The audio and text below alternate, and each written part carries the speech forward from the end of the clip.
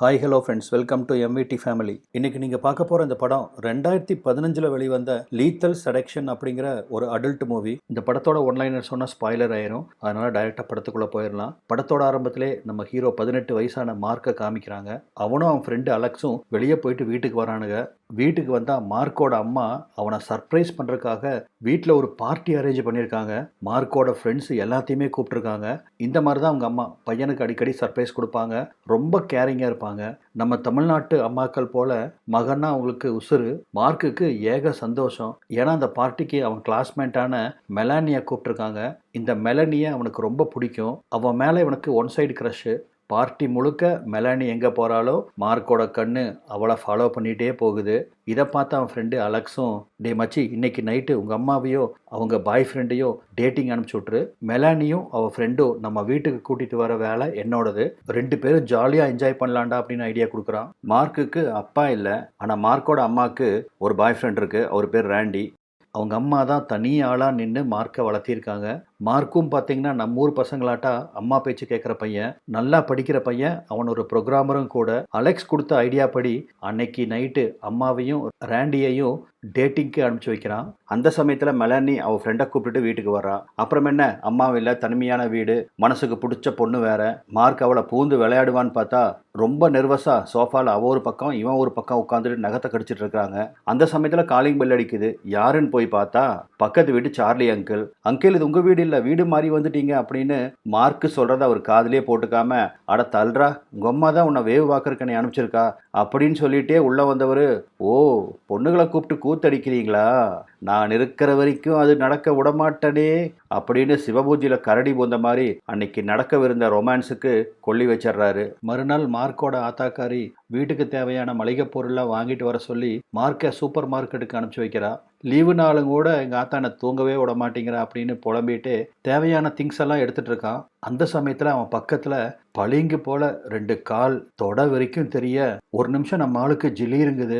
அப்படியே மெதுவாக காலில் இருந்து தொடைய தாண்டி மேலே வரைக்கும் பார்க்குறான். பார்த்தா இந்த காலுக்கு சொந்தக்காரியான அந்த பளிங்கு சில ஆண்டி இவனை பார்த்தபடி நின்றுட்டு இருக்காங்க. ஏதோ ஷவர் ஃபிட்டிங் வாங்க வந்திருக்காங்க போல இருக்கு. அதை கண்டுபிடிச்சி எடுக்கிறதுக்கு எனக்கு கொஞ்சம் ஹெல்ப் பண்ணு அப்படின்னு சொல்லவும் நம்மளும் சந்தோஷமாக அந்த வேலையை பார்க்குறான். அவங்க கேட்ட திங்ஸை எடுத்து கொடுக்கறதுல இருந்து பில்லிங் முடிச்சுட்டு போகிற வரைக்கும் அந்த ஆண்டியவே வெச்ச கண்ணு வாங்காமல் பார்த்துட்டு இருக்கான். விட்டா அங்கேயே தின்னுருவான் போல இருக்கு. இவனுக்கு தேவையான திங்ஸ் எல்லாம் எடுத்துட்டு இவன் வெளியே வர்றான். பார்த்தா ஸ்டோர் வாசல்லாம் அந்த ஆண்டி காரில் வெயிட் பண்ணிட்டு இருக்காங்க. எனக்கு இதெல்லாம் ஃபிட் பண்ண தெரியாது, வீட்டுக்கு வந்து கொஞ்சம் ஃபிட் பண்ணி தரையா, நான் வேணா அதுக்கு உண்டான காசு கொடுத்துட்றேன், உன்னோட வீட்டுக்கும் ட்ராப் பண்ணுறேன் அப்படின்னு சொல்லவும் நம்மால் அதை சந்தோஷமாக ஏற்றுக்கிறான். அந்த ஆண்டி பேர் கேரிசா. அவங்க வீடு பார்த்தீங்கன்னா ஒரு பிரம்மாண்டமான மாளிகை. அதை பார்த்ததுமே நம்மால் திகச்சு போயிடுறான். அப்புறமா அந்த வீட்டு பாத்ரூம்குள்ளே போய் ஷவர் கப்பெல்லாம் மாட்டி முடிக்கிறான். அந்த ஆண்டி ஒரு காரியம் பண்ணுவாங்க பாருங்க, நமக்கெல்லாம் இப்படி ஒரு சான்ஸ் கிடைக்கவே மாட்டேங்குது அப்படின்னு நம்ம ஏக்கத்தோட வாயை திறந்து தான் பார்த்துட்டு இருக்கணும். கொடுத்து வச்சவன் மார்க்கு. அவன் முன்னாடியே அவங்க ட்ரெஸ்ஸை கழட்டி நியூடாக நிற்கிறாங்க. மார்க்குக்கு வாய்க்குள்ளே ஈ போகிறது தெரியாத அளவுக்கு வாயை திறந்து வச்சிருக்கிறான். காண கிடைக்காத அந்த காட்சியை பார்த்து ஸ்டன் ஆகி நின்றுட்டு இருந்த மார்க்கை அவன் மனசு தான் உசுப்பி விடுது. டே முட்டாளே, இங்கேயே நின்றுட்டு கனவு கண்டுட்டு இருக்காத, போய் காரியத்தில் இறங்குடா அப்படின்னு உசுப்பி விடவும் பனின்னு பேண்ட் எல்லாம் கழட்டி வீசிட்டு பாத்ரூம்குள்ளே ஓடுறான். அப்புறம் என்ன, பாத்ரூமுக்குள்ளே 2 பேரும் அஜால் குஜாலா ஒருத்தர் முதுகுக்கு இன்னொருத்தர் சோப் போட்டு என்ஜாய் பண்ணி குளிக்கிறாங்க. ஒரு வழியாக குளிச்சு முடிச்சுட்டு பெட்ரூமில் வந்து போட்டு முடிச்சுட்டு மார்க்கு வீட்டுக்கு கிளம்பி வர்றான். பையன் முகத்தில் 1000 வாட்ஸ் பல்ப் எறிகிறத பார்த்த அம்மா, என்றா இவ்வளவு சந்தோஷமா இருக்கிற அப்படின்னு ஆச்சரியப்படுறாங்க. ஆனால் மார்க்கு அம்மாவுக்கு எந்த பதிலும் சொல்லாமல் அவன் ஃப்ரெண்டை தேடி ஓடி வரான். டே மச்சி, இன்னைக்கு ஒரு ரிச் ஆண்டியை பார்த்தேன்டா. அவங்க வீடு மட்டும் ரிச் இல்லை, அவங்க உடம்பும் செம்ம ரிச்சுடா, அப்படியே பளிங்கிக்கல் மாதிரி இருந்துச்சுடா அப்படின்னு சொல்லவும் இதெல்லாம் நம்புற மாதிரியாடா இருக்கு. டே, நீ நம்பினாலும் நம்பாட்டியும் அந்த பளிங்குக்கல் ஆண்டியை இன்னைக்கு பெட்டில் புரட்டி எடுத்துகிட்டு வந்திருக்கிறேன்டா அப்படின்னு பயங்கர சந்தோஷமாக சொல்லவும், நெக்ஸ்ட் டைம் நம்புற மாதிரி ஏதாவது சொல்லுடா அப்படின்னு இவன் சொல்கிறத நம்ப மறுக்கிறான். ஆனால் நம்ம மார்க்கு பாருங்க, அன்னைக்கு ஃபுல்லாக தேன் குடிச்ச நரி மாதிரியே வீட்டுக்குள்ளே சுற்றிட்டு இருக்கிறான். அன்னைக்கு நைட்டு டிப்டாப்பாக ட்ரெஸ் பண்ணிட்டு மார்க் எங்கேயோ கிளம்புறான். மகனே, அம்மா கிட்ட சொல்லாமல் எங்கே சாமி போகிற அப்படின்னு கேட்குறாங்க. நீ வேற ஏமா, போகும்போதே எங்கே போகிறேன்னு கேட்டுட்டு, நான் முக்கியமான ஒரு வேலையாக போகிறேன், சீக்கிரம் வந்துடுறேன், எனக்காக வெயிட் பண்ணிட்டு இருக்காத, நீ சாப்பிட்டு படுத்தூங்கு அப்படின்னு அம்மாவோட பதிலுக்கு எதிர்பார்க்காம அவன் பாட்டுக்கு வெளியே கிளம்பி போகிறான். பார்த்தா வெளியே கேரிஸா காரோட வெயிட் பண்ணிட்டு இருக்கிறான் இவனை பிக்கப் பண்ணுறதுக்கு. மத்தியானம் பார்த்தாங்க, சாயந்தரமே டேட்டிங் போகிறாங்க. இதுக்கு இடையிலேயே மேட்ரையும் முடிச்சிட்டாங்க. எவ்வளவு ஃபாஸ்ட்டாக இருக்காங்கன்னு பாருங்க. கிளம்பி போகிற மகனவே ரொம்ப வருத்தத்தோட அம்மா பார்த்துட்டு இருக்கிறாங்க. அதே சமயத்தில் கேரிஸாவும் மார்க்கும் ஒரு ஹோட்டலுக்கு டின்னருக்கு வந்திருக்காங்க. ரெண்டு பேரும் ஒருத்தரை பற்றி ஒருத்தர் அறிமுகமாயிக்கிறாங்க. அந்த சமயத்தில் தான் மார்க் அவன் ரொம்ப நாளாக டெவலப் பண்ணிட்டு இருக்க ஒரு அப்ளிகேஷன் பற்றின டீட்டெயில்ஸை கேரிஸா கிட்ட சொல்கிறான். அவ்வளோ அந்த மொபைல் அப்ளிகேஷனை பார்த்து கிரேட்டுடா அப்படின்னு அவனை பாராட்டுறா. என் ஃப்ரெண்டு ஒருத்தர் ஐடி பிஸ்னஸில் தான் இருக்காரு, அவரை உனக்கு இன்ட்ரடியூஸ் பண்ணுறேன், கண்டிப்பாக அவர் உனக்கு ஒரு நல்ல வேலை போட்டு தருவார் அப்படிங்கிறா. ஆனால் அதுக்கு நீ என்கிட்ட நிறைய அட்ஜஸ்ட் பண்ண வேண்டியது வரும் அப்படின்னு சொல்லிட்டு எதுக்கோ எந்திரிச்சு போகிறான். அந்த சமயத்தில் அங்கே வந்த வெயிட்டரு மார்க்கு கிட்ட, இதோ பாருங்க, நீங்கள் யாருன்னு தெரியாது, இந்த பொம்பளை கிட்ட வச்சுக்க வேண்டாம், இவ ரொம்ப டேஞ்சரஸானவோ அப்படின்னு சொல்லிட்டு வேகமாக அங்கேருந்து போயிடுறான். ஆனால் மார்க்கு அந்த வெயிட்டரோட வார்த்தையை பெருசாக எடுத்துக்கல. அப்போ மார்க்குக்கு தெரியாது கேரிஸாவோட ரிலேஷன்ஷிப் எவ்வளவு பயங்கரமாக இருக்க போகுது அப்படின்னு. மறுநாள் காலையில் மார்க்கு பிரேக்ஃபாஸ்ட் சாப்பிட்ருக்க அவனுக்கு எதுக்கால உட்காந்துட்டு அவனையவே அவங்க அம்மா பார்த்துட்ருக்குறாங்க. ஏங்கண்ணு, நேற்று நீ எங்கே போகிறேன்னு சொல்லவும் இல்லை, இப்போ கேட்டாலும் மென்று முழுங்குறியே ஒழிய எங்கே போனேனே அம்மாட்ட சொல்ல மாட்டேங்கிறியே கண்ணு, எங்கே தான்ப்பா போனேன் அப்படிங்கிறாங்க. ஆனால் மார்க் அதுக்கு பதிலே சொல்ல மாட்டேங்கிறான். நான் அவசரமாக கிளம்புறேம்மா அப்படின்னு சொல்லிட்டு பேக் எடுத்து மாட்டிட்டு கிளம்பிடுறான். எங்கே பையன் ஏதாவது தப்பான வழியில் போய் கெட்டு போயிடுவானோ அப்படின்னு அம்மா ரொம்ப பயப்பட ஆரம்பிக்கிறாங்க. இப்போவே என் பேச்சை கேட்க மாட்டேங்கிறானே, நாளைக்கு இவனெல்லாம் எனக்கு சோறு போடுவானா அப்படின்னு அவங்க வருத்தப்பட்டுட்டு இருக்க, நம்மால் கிளம்பி நேராக கேரிஸாவை பார்க்கறது தான் வந்திருக்கிறான். வந்து அவளை மீட் பண்ணி ரெண்டு பேரும் அந்த நீச்சல் குளத்தில் அடிப்பாங்க பாருங்க லூட்டி, பயப்புல பயங்கரமாக வாழ்கிறான். கேரிஸாக்கு 40 வயசை தாண்டி இருந்தாலும் இன்னும் உடம்ப ரொம்ப கச்சிதமாக வச்சிருக்கான். அந்த உடம்பை பார்த்து அனுபவிக்கிறதுக்கு நம்மால் இப்போ அடிக்கடி அவளை தேடி அவள் வீட்டுக்கு வர ஆரம்பிக்கிறான். இந்த மாதிரி ஒரு சமயத்தில் தான் நாளாக பையன் எங்கே போகிறான் எப்போ வர்றான் அப்படின்னே தெரியாமல் அம்மா ரொம்ப கவலைப்பட ஆரம்பிக்கிறாங்க. அப்படி ஒரு சமயத்தில் அவன் குளிச்சுட்டு இருக்கிற சமயத்தில் அவன் ஃபோனை எடுத்து செக் பண்ணி பார்க்குறாங்க. அப்போ தான் அவன் ஃபோன் புக்கில் கேரிஸாவோட கால்ஸாகவே இருக்குது. அதில் யார் இந்த கேரிஸா, ஒருவேளை இவனோட கிளாஸ்மேட்டாக இருப்பா அப்படின்னு சொல்லிட்டு அந்த கேரிஸாவோட நம்பருக்கு அம்மா ஃபோன் பண்ணுறாங்க. கேரிஸாவை அன்னைக்கு லஞ்சுக்கு வீட்டுக்கு கூப்பிட்றாங்க. வீட்டுக்கு வந்தால் தானே பையனோட இந்த ஸ்ட்ரேஞ்சு பிஹேவியருக்கான காரணம் தெரியும். அந்த எண்ணத்தில் தான் கேரிஸாவை வீட்டுக்கு கூப்பிட்றாங்க. அதே சமயத்தில் இப்போ கேரிஸாவை காமிக்கிறாங்க. கண்ணாடி முன்னாடி நின்றுட்டு அவளவே வெறிச்சு பார்த்துட்டு இருக்கிறா.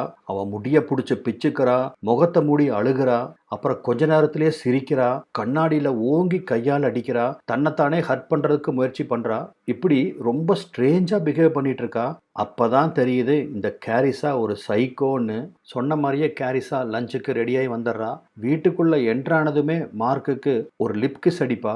மகனோட ஃப்ரெண்டை பார்க்கலாம் அப்படின்னு ரொம்ப ஆவலாக ஓடி வந்த அம்மா கேரிஸாவை பார்த்தோன்னே அப்படியே அதிர்ந்து போய் நிற்கிறாங்க.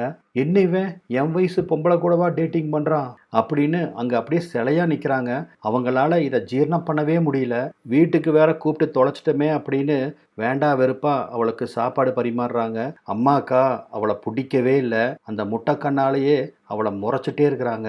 பாரு அவன் மூஞ்சி முகரையும் அவன் ட்ரெஸ்ஸும் அவன் நடையும் அப்படின்னு மனசுக்குள்ளே அவளை கரிச்சு கொட்டிட்டு இருக்கிறாங்க.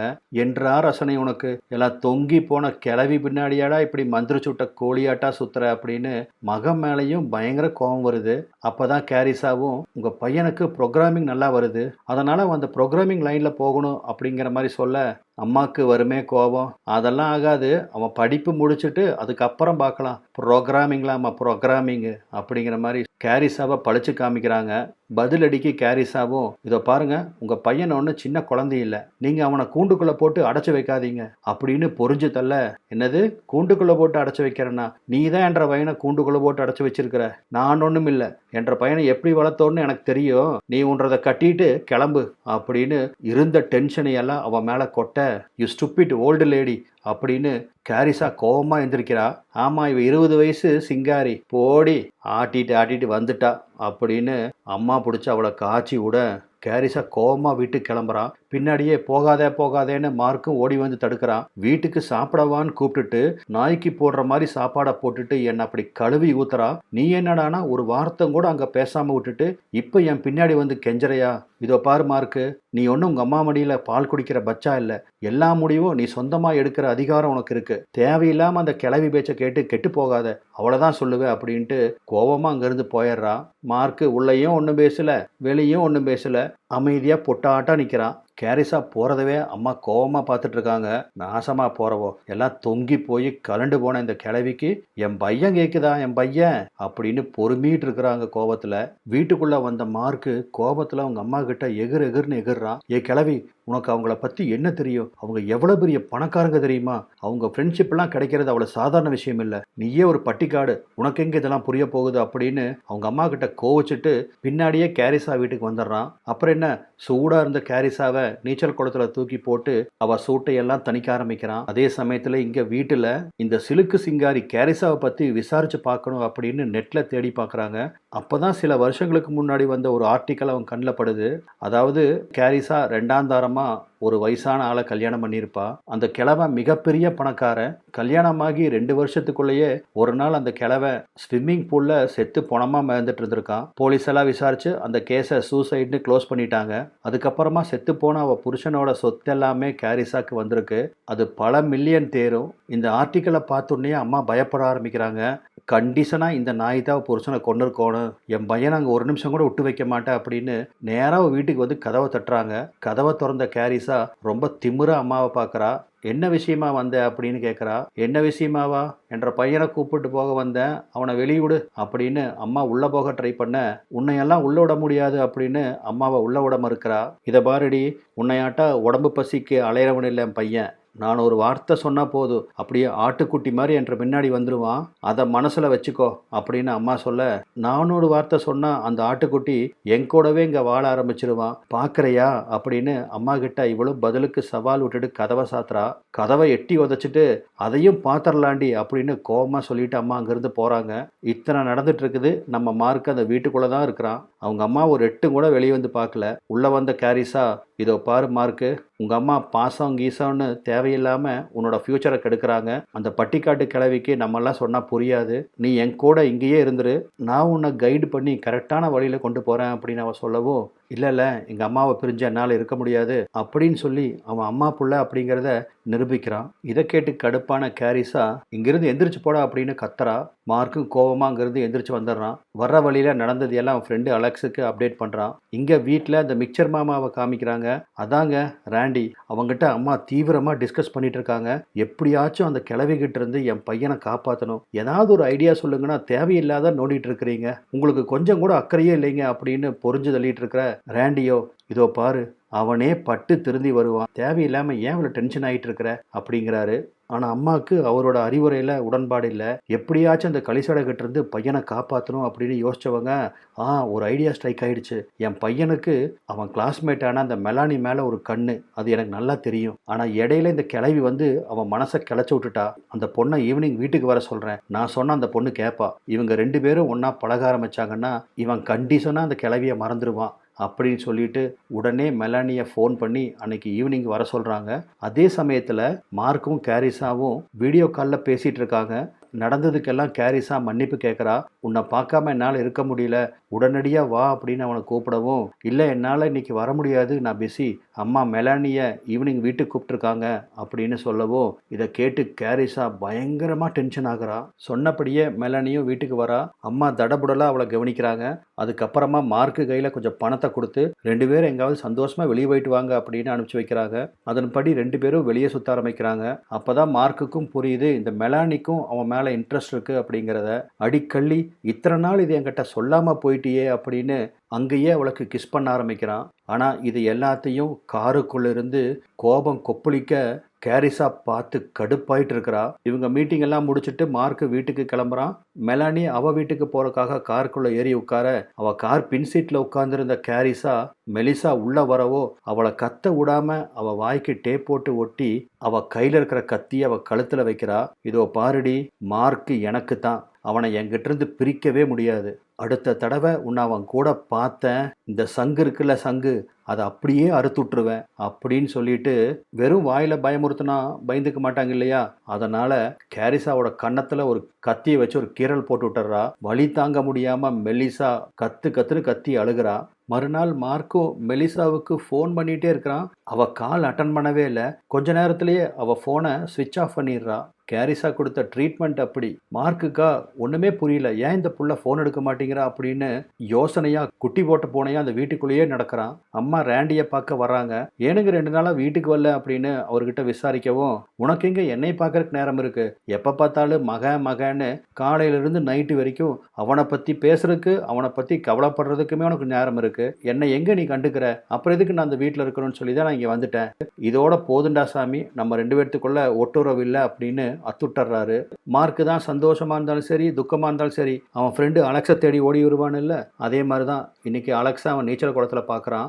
இந்த கடல் பண்ணி எப்பவுமே நீச்சல் குளத்துல தான் இருப்பான் போல் இருக்கு. மெலனியை ப்ரப்போஸ் பண்ண அவளும் ஓகே சொல்லிட்டா. நான் கேரிசா கூட பிரேக்கப் பண்ணிட்டேன் அப்படின்னு சொல்லவும் இதை கேட்ட அலெக்ஸுக்கு ஒரே சந்தோஷம். அவன் சந்தோஷத்துக்கு காரணம் அடுத்த சீன்லேயே நம்மளுக்கு புரியும். அதே போல அடுத்த சீன்ல கேரிசாவை பார்க்கறதுக்கு அலெக்ஸ் வந்திருக்கான். அலெக்ஸோட ஐடியா பாருங்க, மார்க்கு கேரிசா கூட பிரேக்கப் பண்ணிட்டான். ஸோ கேரிசா இப்போ சிங்கிளாக தான் இருப்பா. அதனால என்ன உன் பாய் ஃப்ரெண்டாக வச்சுக்க அப்படின்னு கேரிசா கிட்ட ரிக்வஸ்ட் பண்ணிட்டு வந்திருக்கான். ரஜினி படத்துக்கு டிக்கெட் போட சொன்னா நம்ம பவர் ஸ்டார் படத்துக்கு இவ டிக்கெட் போட்டா அவ போவாளா? இந்த கடல் பண்ணி அதை யோசிக்கல. அவனுக்கு என்ன நடந்துச்சுங்கிறத லேட்டரா ரிவீல் பண்ணுவாங்க பாருங்க, செம காமெடியா இருக்கும். கையில கத்தியை வச்சுட்டு கேரிசா ஒரு திட்டம் தீட்டுறா. அதன்படி மறுநாள் மார்க்குக்கு வீடியோ கால் பண்ணுறா. கேரிசா ஒரு ஆஃபர் வைக்கிறா. அவள் ஃப்ரெண்டு அதான் சொல்லியிருப்பா இல்லையா, ஒரு பெரிய ஐடி கம்பெனியோட ஓனர் அப்படின்னு, அவரு இன்னைக்கு நைட்டு என் வீட்டுக்கு வராரு, நீ வந்தேன்னா உன்னை இன்ட்ரடியூஸ் பண்ணி வைக்கிறேன், உனக்கு ஒரு நல்ல ஃப்யூச்சர் இருக்குது, அதனால் இந்த சான்ஸை மிஸ் பண்ணிடாத அப்படின்னு அவனை டெம்ப் பண்ணுறா. ஆனால் மார்க் இதை முதல்ல ரெஃப்யூஸ் பண்ணுறான். ஆனால் கேரிசா அவனை தொடர்ந்து தொந்தரவு பண்ணவும் சரி வரேன் அப்படின்னு ஒத்துக்கிறான். ஆனால் இந்த தடவை போகும்போது அவங்க அம்மா கிட்ட இந்த மாதிரி இந்த காரணத்துக்காக தான் கேரிசா வீட்டுக்கு போகிறேன் அப்படின்னு சொல்லிட்டு தான் வர்றான். கேரிசா சொன்ன மாதிரியே அந்த ஐடி கம்பெனி ஓனர் நைட்டு வீட்டுக்கு வராரு. இவனோட ஸ்கில் செட் பற்றி எல்லாத்தையுமே விசாரிக்கிறாரு. இந்த மாதிரி அப்ளிகேஷன் டெவலப்பர்லாம் நிறைய பேர் இருக்கானுங்க, இது ஒன்றும் பெரிய விஷயம் இல்லை, கேரிசா சொன்னா அப்படிங்கிறதுக்காக உனக்கு என் கம்பெனியில் வேணா வேலை தரேன் அப்படின்னு சொல்லிட்டு போறாரு. ஆனால் மார்க்குக்கு இப்போதைக்கு வேலைக்கு போகிறதுல ஐடியா இல்லை. அம்மா சொன்ன மாதிரி காலேஜை முடிக்கணும், அதுக்கப்புறம் பார்க்கலாம் அப்படின்னு கேரிசா கிட்ட சொல்லவும், என்னடா வரும்போது உங்கள் அம்மா கிட்ட பால் குடிச்சிட்டு வரையா, சும்மா எப்போ பார்த்தாலும் அம்மா லொம்மான்ட்டு அப்படின்னு பேசிகிட்டு இருக்கவே கையில் இருந்த பாட்டில் எடுத்து அவன் மண்டையில் ஒரே போடு. மார்க்கு மட்டையாயிடுறான். கண்ணு முழிச்சு பார்க்கும்போது ஒரு தனி ரூமுக்குள்ளே ட்ரௌசர் மட்டும் போட்டுட்டு அவனை கையை கட்டி வச்சு உட்கார வச்சிருக்கா. ஒன்றும் புரியாத மார்க்கு என்னை என்ன பண்ண போகிற அப்படின்னு பயமாக கேட்குறான். உன்னை ஒன்றும் பண்ண மாட்டேன், உன் தெர்மாமீட்டரை மட்டும் கட் பண்ணிடுவேன் அப்படின்னு ரொம்ப கவர்ச்சியாக ட்ரெஸ் போட்டுட்டு அவளோட கால்களாலேயே அவனோட தெர்மாமீட்டரை நசுக்கிறா. அவனா வழியில் கத்துறான். கொஞ்ச நேரத்திலேயே அவன் தெர்மாமீட்டர் சூடாகி நிற்க, இந்த கலையபுரத்துலேயும் கூட உன் தெர்மாமீட்டர் எவ்வளோ நல்லா வேலை செய்து பாரு, அதுதான்டா உங்கள்கிட்ட எனக்கு பிடிச்சதே அப்படின்னு சொல்லிட்டு அவன் மேலே ஏறி உட்காந்து குதிரை ஓட்ட ஆரம்பிக்கிறா. அதுவும் ரொம்ப முரட்டுத்தனமாக ஓட்ட நம்ம பையன் வலி தாங்க முடியாமல் கத்துன்னு கத்தி கதறான். ஆனால் அந்த வெறி பிடிச்ச கேரிசா விடுவாளா? அவள் வெறி அடங்குற வரைக்கும் குதிரையை ஓட்டுறதை நிறுத்தலை. ஒரு வழியாக மேட்ரை முடிச்சுட்டு, உனக்கு ஒரு விஷயம் தெரியுமா தம்பி, என் புருஷன் அதான் அந்த கிழவன் செத்து போயிட்டான்னு சொன்னனே, எப்படி செத்தான்னு சொன்னானா அப்படின்னு மார்க்கை பார்த்து கேட்கவும், எப்படி செத்தாருங்க அப்படின்னு பரிதாபமாக கேட்குறான். அதுவா, அவனுக்காக நான் இருக்க வேறொருத்தி கூட சேர்ந்து எனக்கு துரோகம் பண்ணுறதா தெரிய வந்துச்சு, அந்த கோபத்தில் லைட்டாக ஒரு தட்டுன கிழட்டு உசுறு பாரு பட்டுன்னு போயிருச்சு, தூக்கிட்டு வந்து நீச்சல் குளத்தில் வீசிட்டேன் அப்படின்னு சொல்லி சைக்கோ மாதிரி அவ சிரிக்க, கத்தியை எடுத்து அவன் இடுப்பில் ஒரே இழு. காயம் பட்டு ரத்தம் கொப்பளிக்குது. வலி தாங்க முடியாத மார்க்கு, என்னை விட்டுரு, நான் வீட்டுக்கு போகணும், எங்கள் அம்மா என்னை தேடுவாங்க அப்படின்னு கதறி அழுக, உங்கள் அம்மாவா தேடுவா அப்படின்னு சொல்லிட்டு அந்த ஆத்திரத்திலேயே இன்னொரு கோடும் போட்டு விட்டுறா. அந்த கலிசடை வீட்டுக்கு போகிறேன்னு சொல்லிட்டு போன பையன் காலையில் வரைக்கும் வராததால் அம்மாவுக்கு ஏதோ தப்பாக படுது. மார்க்குக்கு ஃபோன் பண்ணி பார்க்குறாங்க, ரிங் போகுது, யாரும் எடுக்கலை. இதனால் பயந்து போன அம்மா ரேண்டிக்கு ஃபோன் பண்ணி நடந்ததை சொல்லிட்டு உடனடியாக கேரிசாவோட வீட்டுக்கு வராங்க. கதவை திறந்த கேரிசா இந்த தடவை அம்மாவை உள்ளவா அப்படின்னு வழி விடுறா. கேரிசா பார்த்தீங்கன்னா பிரா மாதிரி ஏதோ போட்டிருப்பா. அவன் முன்னழகெல்லாம் அப்படியே தெரியும். இவ வேற இப்படி கவர்ச்சியாக துணி போட்டிருக்கிறா என்ற வயனை என்ன பண்ணாலோ அப்படின்னு பயந்துட்டே அம்மா உள்ளே வந்து உட்கார்றாங்க. என்ன கிழவி, உன் பையனை பார்க்க வந்தையா அப்படிங்கிறா. ஆமாடி கிழவி, என்ற வயனை பார்த்து வீட்டுக்கு கூட்டிகிட்டு போகிறக்கு வந்த அப்படின்னு அம்மா சொல்லவோ, உன் பையனை பார்க்கணுமா அப்படின்னா நீ கைக்கு இந்த விலங்கு போட்டாதான் அவனை பார்க்க முடியும் அப்படின்னு சைக்கோ மாதிரி பேசுற கேரிஸாவை அம்மா பயமா பார்க்கறாங்க. விலங்கு போடலைன்னா ஏதாவது பண்ணி போடுவாளோ அப்படிங்கிற பயத்துல சரின்னு விலங்கு போடுறதுக்கு ஒத்துக்கிறாங்க. விலங்கு போட்ட கையோட அம்மாவை மார்க் இருக்கிற ரூமுக்கு கூட்டிட்டு வரா. சுயநனவு இல்லாம மயங்கி போய் கிடந்த மார்க்கை பார்த்தோன்னே அம்மா கதறிட்டு வராங்க. சாமி, என்னடாச்சும் உனக்கு? கீரை கொத்தாட்டா ஒரு பிள்ளையை பெற்று வச்சிருந்தனே, உன்னை இப்படியாடா நான் பார்க்கணும்? அப்படியே மார்க்கு கண்ணை முழிச்சு பாரு சாமி அப்படின்னு ஓடி வந்து அவன் கன்னத்தை தட்டுறாங்க. என்ன கிளவி நாடகம் போடுற? எனக்கும் பையனுக்கும் நடுவில் விரிசல் ஏற்படுத்துறதே நீதான், உன்னால தான் என்னோட சந்தோஷமே போச்சு அப்படின்னு பயங்கர கோபமாக சொன்னவ அவ துப்பாக்கியில் புல்லட்டை லோடு பண்ணுறா. என்ன பண்ண போகிறாளோ அப்படின்னு நம்ம பதறி போய் பார்க்கும்போது துப்பாக்கியை கீழே வைக்கிறா. இதோ பாரு கிழவி, நான் இந்த ரூமை விட்டு வெளியே போவேன். நான் திரும்பி வர்றதுக்குள்ள நீயே உன் தலையில் சுட்டுட்டு சாகணும். அப்படி நான் வரும்போது நீ சாகலைன்னா உன் பையனை நான் கொன்னுருவேன் அப்படின்னு வெறித்தனமாக சொல்லிட்டு கதவை சாத்திட்டு வெளியே போயிடுறா. அம்மா தவியா தவிக்கிறாங்க. நான் ஆரம்பத்திலேயே சொன்னேன், இந்த கிரகம் முடிச்சவளோட உறவு வேண்டாம், உன்னை கொண்டு போய் புதகுழியில் தள்ளிருன்னு சொன்னேன். நீ கேட்கலையே சாமி, எங்கிருந்தாலும் நீ நல்லா இருக்கணும், எனக்கு அது போதும் அப்படின்னு சொல்லிட்டு ஒரு உறுதியோட அந்த துப்பாக்கியை எடுக்கிறாங்க. வெளியே நின்றிருந்த கேரிசாக்கு துப்பாக்கி குண்டு சத்தம் கேட்குது. வேகமாக கதவை திறந்துட்டு உள்ளே வந்து பார்க்குறா. பக்கத்தில் துப்பாக்கி கிடக்க அம்மா அப்படியே குப்புற கவுந்து கிடக்குறாங்க. கிளவி செத்துட்டா போல் இருக்கு அப்படின்னு கொஞ்சம் கேர்லெஸ்ஸாக இவன் நகுந்த சமயத்தில் திடுதிப்புன்னு ஜாக்கி சான் தங்கச்சி மாதிரி அம்மா அப்படியே பறந்தடிச்சிட்டு இவளுக்கு ஒரே கிக்கு. கேரிசா பறந்து போய் விழுகிறா. அப்புறம் என்ன, 2 கிழவிகளும் அடிச்சு புரள்றாங்க. என்ற பையனைவாணி நைட்டெல்லாம் சித்திரவதை பண்ற அப்படிங்கிற கோபத்துல அம்மா வெறித்தனமா அவளை போட்டு சாத்துன்னு சாத்துறாங்க. கடைசியில ஒரே அடியில அவ அப்படியே மயங்கி கீழே விழுந்துடுறா. உன்னை ஒரு நிமிஷம் ஆகாது கொல்றதுக்கு, எங்கேயோ போய் பொழைச்சிக்கோ, என்ற பையன் எனக்கு கிடைச்சா போதும் அப்படின்னு அந்த நல்ல எண்ணத்துல பையனை கூப்பிட்டுட்டு வெளியே வராங்க. ஆனா அந்த கேடு கெட்டவ முழிச்சுக்கிறா. உங்க 2 பேர்த்தையும் கொல்லாம விடமாட்டேன்னு கத்திட்டு கையில கிடைச்சது எதையோ தூக்கிட்டு ஓடி வர சரியா அந்த சமயத்துல ராண்டி உள்ள வந்துடுறாரு. அவ கத்திய புடுங்கி அவ வயிற்றுல ஒரே சொருகி தூக்கி அந்த நீச்சல் குளத்துல வீசிடுறாரு. ஒரு வழியாக அந்த சைக்கோவை கொன்னாச்சு. அப்போதான் அங்கே யாரோ முணங்குற சத்தம் கேட்குது. எங்கிருந்துடா சத்தம் வருதுன்னு பார்க்குறாங்க. இடம் மாதிரி கட்டி வச்சுருப்பாங்கல்ல, அதுக்குள்ளே இருந்தால் சத்தம் வரவும் அதை ஓப்பன் பண்ணி பார்த்தா நம்ம அலெக்ஸ் சார், அதுதான் கேரிசாவை டேட்டிங் பண்ணலாம் அப்படிங்கிற ஒரு குஜாலான எண்ணத்தோட வந்திருப்பானு இல்லையா. அப்படி வந்தவனை கையக்காலை கட்டி போட்டு குஜாலா அதுக்குள்ளே அடைச்சிருப்பா. இப்போ அவனை காப்பாற்றி வெளியே கூட்டிகிட்டு வராங்க. மகனை காப்பாற்றுறதுக்காக அம்மா எந்த அளவுக்கு துணிஞ்சாங்க அப்படிங்கிறது எல்லாத்தையும் ராண்டி புரிஞ்சுக்கிறாரு. உன்ன மாதிரி ஒரு அம்மா கிடைக்கிறதுக்கு மார்க்கு கொடுத்து வச்சிருக்கானோ இல்லையோ, ஆனால் உன்ன மாதிரி ஒரு கேர்ள் ஃப்ரெண்டு கிடைக்கிறதுக்கு நான் ரொம்ப கொடுத்து வச்சிருக்கேன். நம்ம வாழ்க்கையை அடுத்த கட்டத்துக்கு மூவ் பண்ணலாம், நான் உன்னை கல்யாணம் பண்ணிக்க ஆசைப்படுறேன் அப்படின்னு ராண்டி அம்மாவை ப்ரப்போஸ் பண்ணுறாங்க. இதை எல்லாரும் சந்தோஷமாக பார்த்துட்டு இருக்காங்க. இதோட இந்த படமும் முடியுது. படம் நல்லா இருந்துச்சுல்ல, ரொம்ப டிஃப்ரெண்ட்டாக இருந்திருக்கும்னு நம்புகிறேன். நம்ம மீண்டும் வேற ஒரு பதிவில் சந்திக்கலாம். நன்றி.